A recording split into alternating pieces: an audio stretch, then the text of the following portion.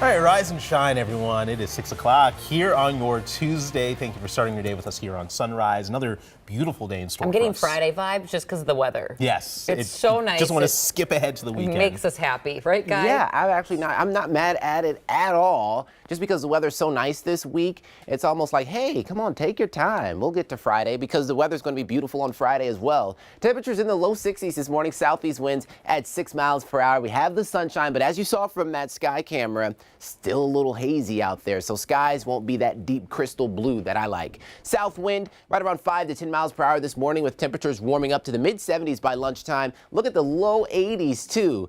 You'll see some low 80s as soon as 12 o'clock above the 80-degree mark early this afternoon. Highs today right around 84. But here's what's on the way because we have some changes. A cold front will dive down from Canada tonight and tomorrow. That will usher in some clouds. Also the chance for just a couple showers to develop this time come tomorrow morning. I'll have more on that throughout the morning hours. Megan, how are the roads? Hey, we just had a crash come in. This is in Elk River on 169 heading southbound. It's between 193rd and School Street. I'm not able to get a camera of that area right now, but just a heads up for those who are taking 169 in Elk River. Be aware of that crash. Again, that came in about 5 minutes ago. And then 35W right now at Chicago Avenue. We do have a vehicle that has been on the shoulder for a while this morning, probably about a half hour now. So just keep an eye on that area as well.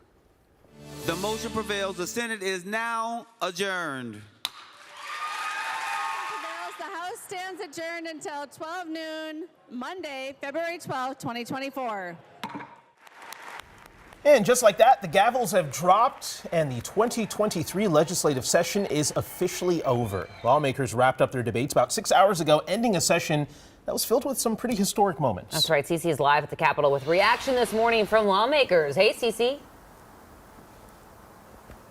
Hey, good morning, guys. So before lawmakers went home, as you saw there just a few hours ago, they passed all the bills that they needed to pass in order to avoid a special session. But not only that, this session, they also sent a lot of bills to Governor Walz's desk. So let's take a look at some of the bigger ones that passed this year. First, recreational cannabis for adults was legalized. Lawmakers also passed a huge $3 billion tax package that includes those one-time rebate checks, $260 if you're single, $520 for couples. The biggest transportation bill since 2008 was passed on Sunday and includes money for qualified projects across our state. Not to mention, a controversial public safety bill was passed that included 2 gun control measures, one for universal background checks and the other red flag laws. We caught up with lawmakers right after the session ended last night. Here's what they had to say. I figured that we would have some really good bipartisan work going forward. That didn't happen. And I think that's room that we can be improving on going forward. It's something that we're really going to focus on in the next session coming up. Representation matters, and having a more full and complete set of voices at the table has been one of the things that has led to this session being so inclusive, not only in terms of the process, but the product. So lawmakers do get a little break now, but as you heard in that clip just a minute ago, they'll be back here at the Capitol come February 2024. Guys. All right, Cece, thanks for that update. Another bill waiting for Governor Walz's signature this morning is aimed at making buses and the light rail more safe. A portion of the bill pours resources into Metro Transit public safety, which follows a string of violent crimes in recent months, including one that happened just this past Saturday in Minneapolis, where 41-year-old Reginald Snelling was hit and killed by a light rail train after a fight.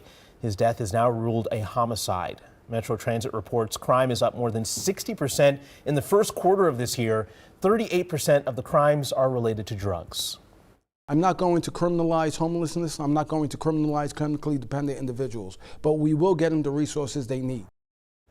The legislature's transportation bill includes $2 million for addiction and mental health intervention teams.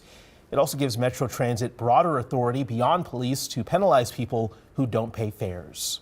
And we have a full list of what's passed and what hasn't at the Capitol, along what it means for you. That's right now at KARE11.com. This morning, there are new details on the deadly traffic stop last month that ended in the deaths of 2 Wisconsin deputies. Here are the details. I'm Lou Ragoose. The final report on the murder of 2 officers in Barron County in April is now complete. A captain warned officers that morning that Glenn Perry was going off the deep end, had a warrant out, hated police, and always carried a gun. Body camera and surveillance footage shows him shooting officers Emily Breidenbach and Hunter Scheel in a traffic stop. Perry was only shot once in the leg, but he bled to death. The district attorney called Perry's actions the epitome of evil. Developing in Fridley this morning, we're waiting to hear back from the Anoka County Sheriff about a shooting near Mercy Hospital and Woodcrest Spanish Immersion School. It happened around 3 o'clock on Osborne Road yesterday afternoon. Right now, police say there is no ongoing threat to the public. This morning in Osseo, police are looking for whoever abandoned these 2 dogs in the woods. They were found off of North Oaks Drive near St. Vincent Cemetery. Police say they have no way of finding their owner, and they want you to reach out to them if you know who they belong to. Take a look at this, a live picture coming in from our nation's capital. A look at the White House this morning, and we are just now 9 days away from our country running out of money. Not good news here. The president and House Speaker Kevin McCarthy met about 15 hours ago for a high-stakes discussion about raising the debt ceiling. With Social Security checks and other benefits hanging in the balance, the pressure is on right now. Negotiation teams held late-night talks on Capitol Hill where divisions over spending cuts remain. In a letter to congressional leadership, Treasury Secretary Janet Yellen doubled down on the June 1st deadline, warning a default could cause severe hardship to American families. The president says he and McCarthy will continue to discuss a path forward. We only talked about where our differences were. We talked about items that, ideas to find that. So we're asking the staff to get back and run through those ideas to see if we could come to an agreement. Speaker McCarthy says new tax revenues and military spending cuts are off the table when it comes to reducing the deficit. For the next 2 weeks, officers across Minnesota are ramping up patrols looking for drivers who aren't wearing a seatbelt. It's part of a nationwide effort with the federal government. The campaign will spend more than $10 million on advertising and enforcement. Officials in our state say we're doing a pretty good job of buckling up, with about 93% of Minnesotans wearing a seatbelt in the front seat.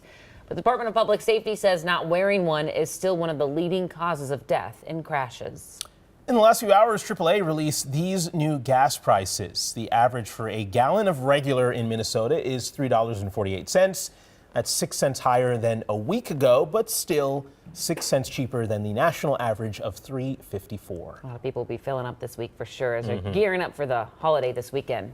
All right, 6:08 on this Tuesday, as you can see from the sky cam, the Golden Valley camera, the sun already peeking up.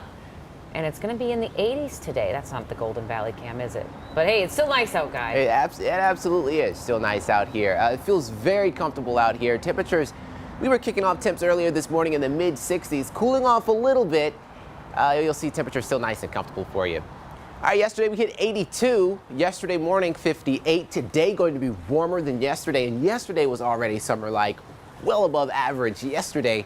And the warm-up continues. Don't get too comfortable, though, because a cool down in sight, especially as we get into tomorrow. All right, ground level ozone today, which will affect our air quality later this afternoon. We have sunny skies, a little hazy due to some wildfire smoke still lofted up in the upper levels. But again, we have sunshine, warm temperatures, low humidity, plus that southerly wind will be transporting some pollutants into the state. That's not ideal for air quality. So we have air quality alerts that will go into effect at 12 p.m. at lunchtime and then expire later on this evening and tonight. You'll see a good portion of the state included in this air quality alert. So still a little bit hazy today. We'll see some sunshine and warm temperatures. Of course, pretty much a quiet forecast. If you are getting ready to head out on the morning rush, temps in the upper 50s and low 60s, already hitting 71 by 9 a.m. later on during the morning hours. Winds out of the south at 4 miles per hour. Just the perfect morning to commute in, windows down, whatever, busting out the Harley. Great day for that. So 62. South winds at 6 if you're getting ready to head out right now. Next 12 hours, temperatures warm up pretty quickly, too. You'll see by 10 a.m. close to that late morning, early afternoon hours. We're already in the mid 70s to low 80s. Temperatures keep on going, 84 right around 4 o'clock. Tonight, we'll have some clouds usher in due to the cold front moving south. Tomorrow, temperatures about 10 degrees cooler than today, even more in some spots, even cooler in some spots. There's a quick look at your 7-day forecast, just a quick little snapshot. I'll be showing this again in about 10 minutes.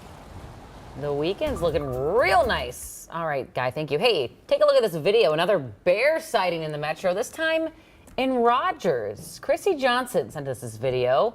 This was taken Friday night from a Denny's parking lot. The bear was probably there to get the Denny's Grand Slam. 8 pancakes, 8 eggs. Or the Rudy Tooty Fresh and Fruity. Is that Denny's? I don't know. Okay. I just know about the Grand Slam. Okay. Christy says the bear climbed a chain link fence before crossing Highway 101. As for what happened to this bear, police believe it wandered out of the city on Saturday. What was it called? A Rudy Tooty? Rudy Tooty Fresh and Fruity. Rudy Tooty Fresh and Fruity. You've never had one? No, never even heard of one. We gotta go to Denny's apparently.